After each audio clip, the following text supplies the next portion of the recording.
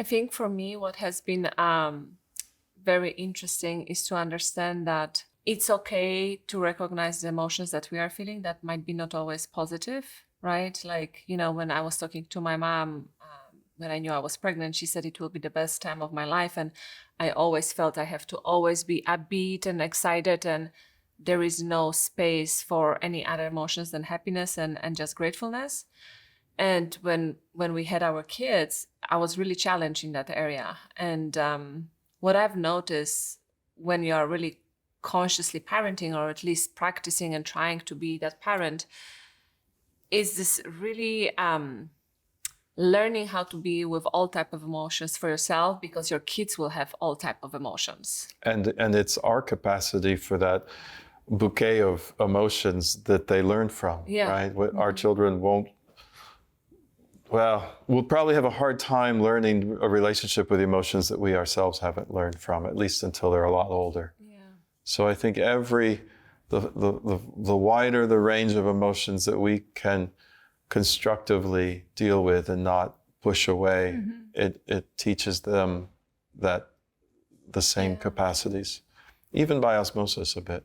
No, I agree, because I remember when I would be disappointed, my mom would immediately try to tell me that I just need to be thankful. Yeah, and sometimes gratitude is a great thing, right? It heals a lot. We don't want to get lost in our negative emotions, but we also sometimes need to let them experience them and not run from them. But like, I used to be less patient when our kids would, Yes, I'd say so. Yeah, I would say so. I used to be very impatient when I became a mother first, and it seemed like I didn't have capacity to hold our first son, like big emotions, and he used to have a lot of big intense emotions, and trying to navigate that, it's hard. It's hard. It's hard. It was hard because I didn't even understand that we have different types of brains and different children are so different, right? I didn't really knew it at the depth of what we were experiencing. And I think at some point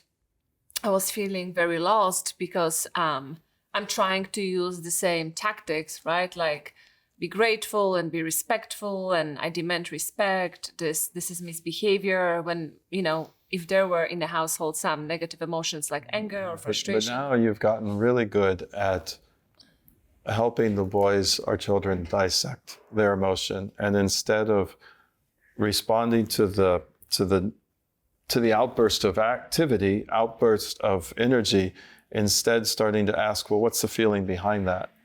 And from that, I think the boys are starting to be able to articulate the feelings behind their reactions in pretty amazing ways sometimes. And that's only because you can sit with it in yourself and not react. You do that better than I do. You really think that? I think so, yeah. I think I react easier, yeah.